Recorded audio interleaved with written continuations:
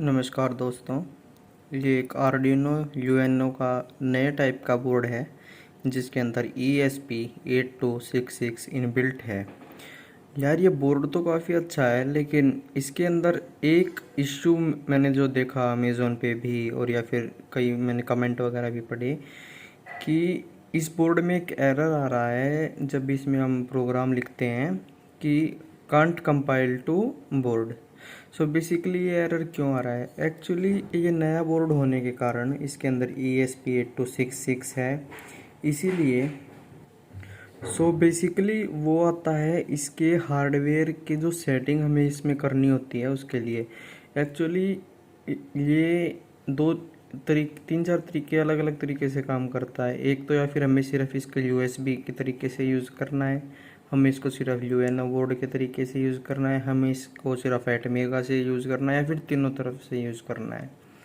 तो अगर आपको सिर्फ ये यूएनओ वर्क करवाना है कि सिर्फ हमें नॉर्मली, जैसे मैं आपको दिखाऊंगा एक LED ब्लिंक का प्रोग्राम, तो बेसिकली आपको क्या सेटिंग करनी होगी उसके लिए। अब यहाँ पर फोकस कीजिए।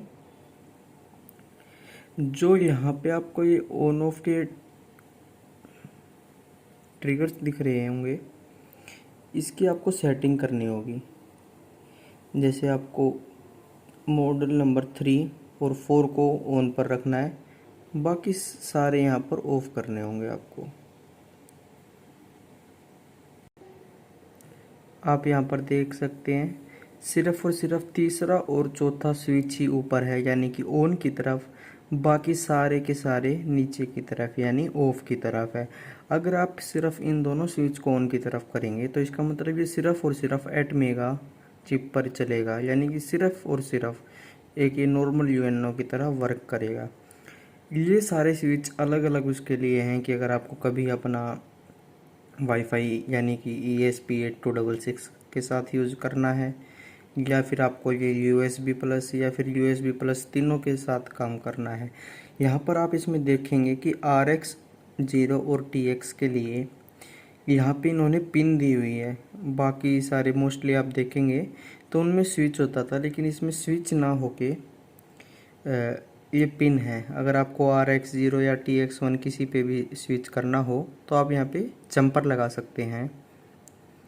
ये इस प्रकार से सेट करने के बाद आपको मैं आर्डिनो सॉफ्टवेयर की कोडिंग दिखा देता हूँ कि वो आपको किस प्रकार करनी है।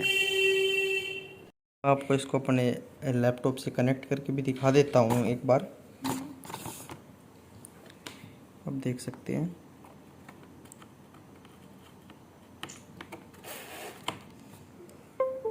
तो आप देख सकते हैं ये कनेक्ट हो चुका है। अब चलते हैं अपने लैपटॉप पर।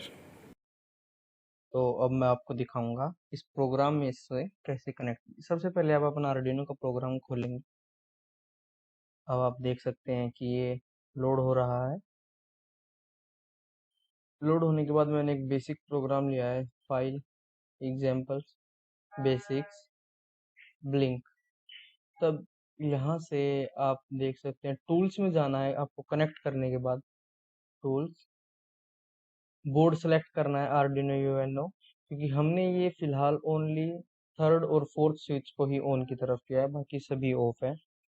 और आप पोर्ट देख सकते हैं जो आपके कंप्यूटर में जहाँ से पोर्ट होगा। आपके ये कॉम 3 में, कॉम 1, कॉम 2, कॉम 5 कौन से पोर्ट में है वो आप वहाँ से चेक कर सकते हैं। मैं आपको बताता हूँ कि आप कैसे चेक कर सकते हैं उसको भी।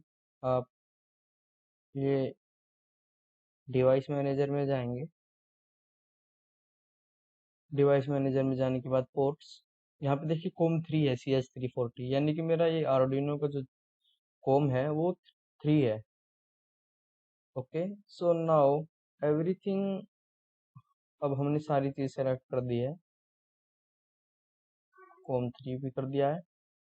अब उसके बाद आपको क्या करना है, सबसे पहले आप वेरीफाई कीजिए।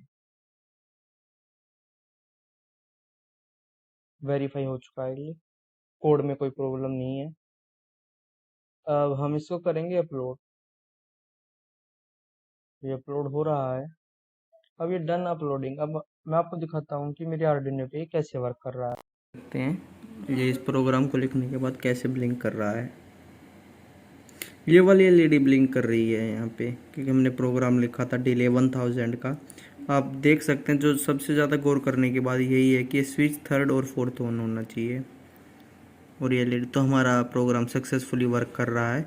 अगर आप इन स्विच को थर्ड और फोर्थ को ऑन नहीं करोगे तो आपके कंपाइलर में एक एरर आ जाएगा सॉफ्टवेयर में कि कांट अपलोड टू बोर्ड, क्योंकि उस टाइम ये एटमेगा चिप पर नहीं होगा।